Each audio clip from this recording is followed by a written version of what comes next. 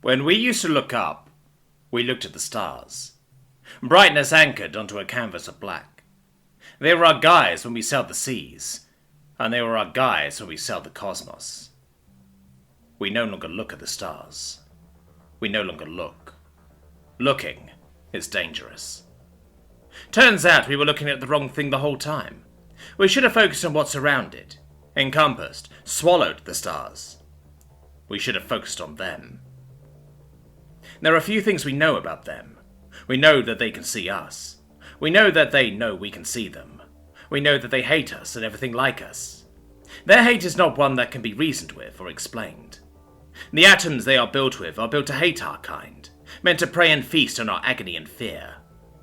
We have entered a cosmic ecology far older and greater than we will ever comprehend the moment we were born, merely the plants that sustains this ecosystem.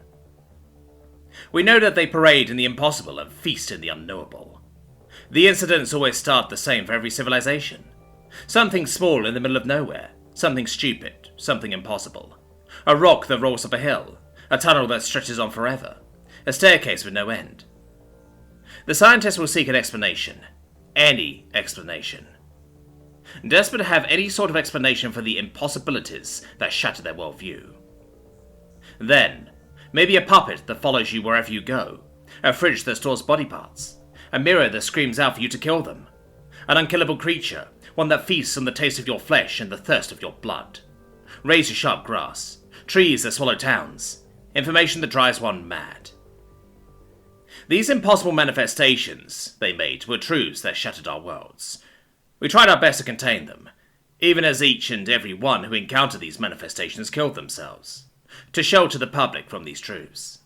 But they got worse and worse, until we could no longer hide the truth from them.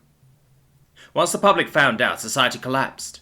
These impossibilities were something we could never live with. Just knowing these things existed caused extreme mental distress.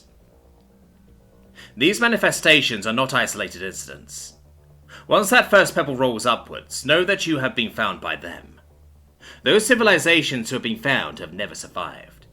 Only those lucky enough to have been granted time enough to discover faster than light, have escaped. But those that do are forever marked. The marked will be hunted forever until they die, or the universe dies. So far, nobody has made it to the end of the universe. We tried anyways, because we feared the end of us more than we feared them. We left on fleets of ships, leaving the broken shards of our planet behind. We also knew that if they encountered any new civilizations while they were chasing the mark, the newer civilization will draw attention away from the marked for a short while. Was it selfish? Yes. But it was better us than them. We didn't hesitate when we first spotted them broadcasting to the universe without a care. They had barely reached their moon the first time we saw them, their society only having made the discovery of splitting atoms recently. Recently stumbling out of their last war, they had only started down their path of discovery recently. If they were to find them, they had no way to escape. Better them than us. But the humans never died, and the longer we held our breath, waiting for their gaze to meet our backs again, the longer the humans prevailed. The same symptoms as always started. Something small, something stupid. A straight path that loops. A slideshow that tells the worst future. A pebble that rolls upwards. The humans, too, tried to contain them. It was easy at first. Just lock them up in a concrete cell and nobody gets hurt. But then they did the strangest thing. The humans documented the anomalies, as if they wanted to remember it. As if these things in front of them did not shatter the world they thought they knew. Lines upon lines, files upon files of knowledge, as if they could try and understand the unknowable where countless others have failed. They faced countless horrors, beasts that could rend them apart as easy as ripping apart wet tissue, places that breathed and had a heartbeat and could swallow them whole, creatures that drained life and light from the world. Each and every one documented and formatted in the same font and size, a name and case number assigned to each one. Then when the truth could no longer be hidden behind closed doors, the public documented them. Videos and cameras producing hundreds of hours of footage. Neat little PSAs that told citizens to lock their doors and bar their windows.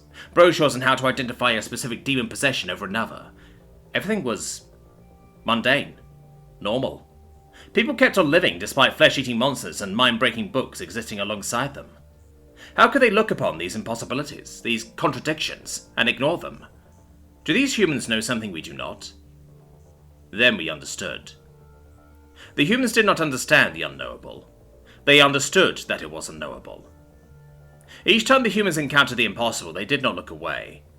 They stared back, hummed a note of acknowledgement, and moved on.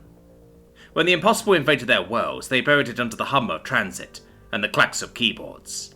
When the strange stormed their lives, they speared it with taxes and rent. When the unnatural raided their minds, they mocked it with schedules and routines.